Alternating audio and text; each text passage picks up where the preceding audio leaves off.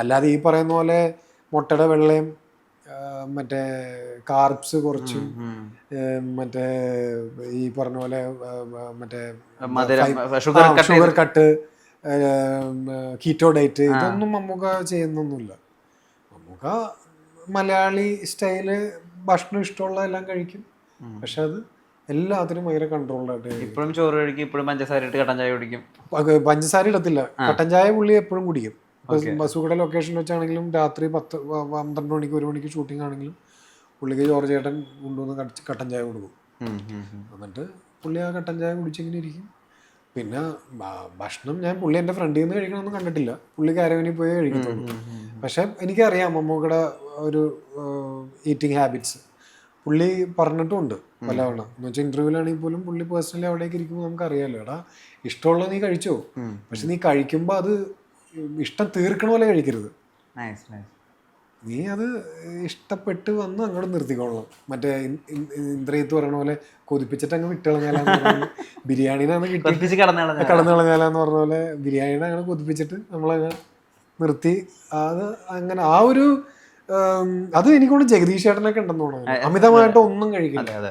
അത് നമ്മൾ ഈ എന്താ പറയാ, നമുക്ക് ഈ മറ്റേ കൊത്തി തീരും വരെ നമ്മൾ കഴിക്കുമെന്ന് പറഞ്ഞില്ലേ, ആ ഒരു അല്ലെങ്കിൽ വയറ് നിറഞ്ഞാലാണ് സമാധാനമുള്ളൂ, അല്ലെങ്കിൽ എനിക്ക് നന്നായിട്ട് ഫുഡ് കഴിച്ചാലാണ് കിടന്ന് ഉറക്കം വരുള്ളൂ എന്ന് പറഞ്ഞ പോലെ അതൊക്കെ ഒരു തെറ്റായ ധാരണ.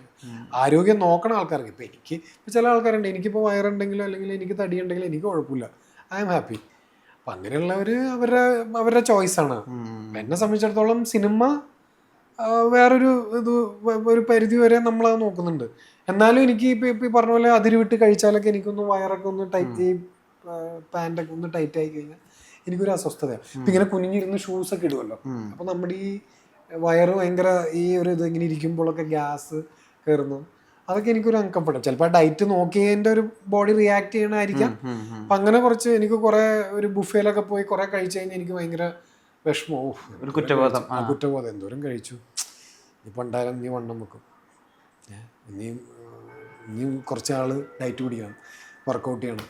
അപ്പം അങ്ങനെ കുറച്ച് റിമോഴ്സ് ഉള്ള ആളാണ് ഇങ്ങനെ ഫുഡ്. പക്ഷെ ഇഷ്ടമുള്ള സാധനങ്ങൾ കഴിക്കാറുണ്ട്.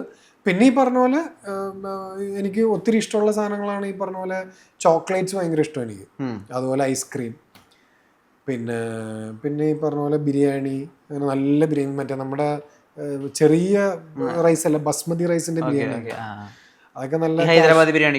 അത് തന്നെ നല്ല കാഷ്യൂം മറ്റേ ഇതൊക്കെ വെച്ചുള്ള തന്നെ അതൊക്കെ ഭയങ്കര ഇഷ്ടമുള്ള കാര്യമാണ്. പക്ഷെ ഈ പറഞ്ഞ പോലെ അതും ഈ മമ്മൂക്ക സ്റ്റൈൽ പോലെ അത് കഴിക്കാം, പക്ഷെ അതിനൊരു ലിമിറ്റഡ് ആയിട്ട്. ഡയറ്റ് അല്ല മമ്മൂക്കയുടെ ഒരു മൈൻഡ് സെറ്റ് ആണ്. മമ്മൂക്കയുടെ മൈൻഡ് സെറ്റ്. മമ്മൂക്ക ഒരിക്കലും ഒരു കാര്യവും റെസ്ട്രിക്ട് ചെയ്തിട്ടില്ല. മമ്മൂക്ക ബിരിയാണിയൊക്കെ ഭയങ്കര ഇഷ്ടമുള്ള ആളാണ്, ബീഫ് എല്ലാം കഴിക്കും, പക്ഷെ എല്ലാത്തിനും പുള്ളിക്കൊരു ലിമിറ്റ് ഉണ്ടാവും. പുള്ളി കഴിക്കുന്നതാണെങ്കിൽ ആ പകുതി പ്ലേറ്റോ അല്ലെങ്കിൽ ആ ഒരു ക്വാണ്ടിറ്റി ഉണ്ട് പുള്ളിക്ക്, ഇത്രേ കഴിക്കുള്ളൂ എന്നുള്ളത്. അത് മെയിൻറ്റെയിൻ ചെയ്താൽ പുള്ളി ആ ശരീരം എല്ലാം മെയിൻറ്റെയിൻ ചെയ്ത് പോകുന്നു. ഇപ്പം നമ്മൾ സംസാരിക്കുമ്പോഴേ കുറച്ചും കൂടി ഫ്രീ ആയിട്ടുള്ള, കുറച്ചുകൂടി ജോവിയലായിട്ടുള്ള ഒരു ഡിനുവിനെ കാണാൻ പറ്റുന്നത്. അപ്പം അന്ന് 2000-കളിലൊക്കെ തുടങ്ങുന്ന സമയത്ത് ഈ പുതിയ വരുന്ന നായകന്മാർക്കൊക്കെ ഏറെക്കുറെ ഒരേ സ്വഭാവങ്ങൾ ഉണ്ടായിരുന്നു. അവരുടെ നായകത്വത്തിന് ഏകദേശം ഒരേ സ്വഭാവമായിരിക്കും. അത് ഒരു റൊമാൻറ്റിക് പെയർ ഉണ്ടാവും, കുറച്ച് മാസ്കുലിനായിരിക്കും. ഇപ്പം അന്ന് കാലത്ത് തന്നെ കുറച്ച് മസിലുള്ള കാരണം കുറച്ച് ഇപ്പം 2 പടത്തിൽ ഏകദേശം ക്യാരക്ടേഴ്സിന് അർബാനാണ് പറഞ്ഞ റൂളിലാണ്, എന്നാൽ ഇപ്പോൾ ഒരു ക്യാരക്ടറിന് ഒരു സിമിലാരിറ്റി ആയിരുന്നു.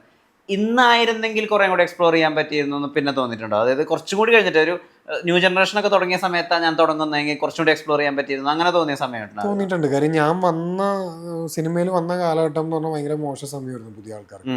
ഒരുപാട് പേരുണ്ടായിരുന്നു. അതെ, ഒരുപാട് പേരും ഉണ്ടായിരുന്നു. പിന്നെ ഈ പറഞ്ഞ പോലെ പടങ്ങളൊന്നും എല്ലാവരും അങ്ങനെ അത്ര വിജയമായില്ല. അപ്പം മലയാളികൾക്കും സിനിമാക്കാർക്കും തന്നെ ഒരു തോന്നലായി, ഈ കുറെ എണ്ണം വന്നിട്ടുണ്ട് ഓരോ വട്ടന്മാർ. അപ്പം നമ്മളെ കാണുമ്പോൾ പുച്ഛമാണ് ശരിക്കും പറഞ്ഞത്. ഇപ്പം ഞാൻ ഒരു ആളുടെ പേരൊന്നും പറയണില്ല, പുള്ളിനെ മലയാളത്തിൽ ഇപ്പോൾ ഒരു ഫേമസ് ഡയറക്ടറാണ്, പുള്ളി ഞാൻ പലവട്ടം കാണാൻ പോയിട്ട് പുള്ളി വീടിൻ്റെ അകത്തുണ്ടായിട്ട് എന്നെ ഓടിയിട്ടില്ല. അപ്പോൾ എൻ്റെ സുഹൃത്തുക്കളും ഈ പല ആൾക്കാരും എൻ്റെ ഇപ്പോൾ കലൂഡിനി സിനിമ എന്ന് പറയുമ്പോൾ എല്ലാവരും വന്ന് ചാൻസ് ചോദിച്ചു വരുന്ന കുറേ പേരുണ്ട്. അപ്പോൾ അവർ ഭയങ്കര നിരാശയായിട്ടൊക്കെ ഇരിക്കുമ്പോൾ ഞാൻ പറയും, മോനെ ബാല നീ എന്നോടാണോ എന്ന് ചോദിച്ചു. അപ്പം ഞാൻ ഈ കഥകളൊക്കെ പറയുമ്പോൾ അങ്ങനെയൊക്കെ ചെയ്യും. ഇപ്പം ഫാദർ വലിയ റൈറ്ററല്ലേ, ആ മകനെയൊക്കെ. അപ്പം ഞാൻ പറഞ്ഞു എനിക്ക് അനുഭവമുണ്ട്. 4 തവണ പുള്ളിയുടെ ഫ്ലാറ്റിൻ്റെ ഫ്രണ്ടിൽ പോയിട്ട് പുള്ളിയുടെ വീട്ടിലുള്ള ഒരാൾ വന്നിട്ട് ആളില്ലെന്നും പറഞ്ഞ് ഞാൻ എന്നിട്ട് അവിടെ വെയിറ്റ് ചെയ്തിട്ടുണ്ട്, ഞാൻ പോയിട്ടുണ്ട്. പുള്ളി എനിക്ക് ചാൻസ് തരുന്നോ തരാതിരിക്കുക, അത് പിന്നത്തെ കാര്യം.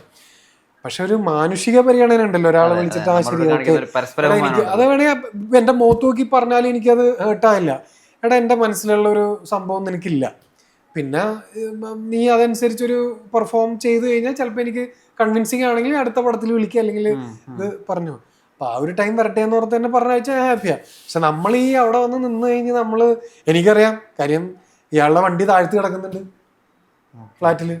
അപ്പോൾ ഞാൻ എന്നിട്ട് ഇത് കഴിഞ്ഞ് ഇതാകുമ്പോൾ വാച്ച് പോകാൻ പറഞ്ഞത് ഇപ്പോൾ പോകണുണ്ട് സാറേ എന്ന് പറഞ്ഞു. അപ്പം അത് സിനിമ എന്ന് പറഞ്ഞാൽ അങ്ങനെയാണ്. നമ്മൾ സക്സസ് ഉണ്ടെങ്കിൽ നമ്മളുടെ പുറകെ ആൾക്കാരുണ്ടാവും. അല്ലെങ്കിൽ എനിക്ക് തോന്നുന്നു ടൊവിയൊക്കെ ഏതൊരു ഇൻ്റർവ്യൂലൊക്കെ പറഞ്ഞിട്ടുണ്ട്, ഈ മേക്കപ്പ് റിമൂവർ കൊടുത്ത്. അപ്പോൾ അതൊക്കെ നിസ്സാര കാര്യങ്ങളാണ്. എൻ്റെ അടുത്ത് ഞാൻ ഒറ്റ നാണയത്തിൽ നായകനായിട്ട് അഭിനയിച്ചിരിക്കുന്ന സമയത്ത് അതിൻ്റെ കൺട്രോളർ കാറിൽ നിന്ന് ഇറങ്ങി മാറാന്ന് പറഞ്ഞിട്ടുണ്ട്.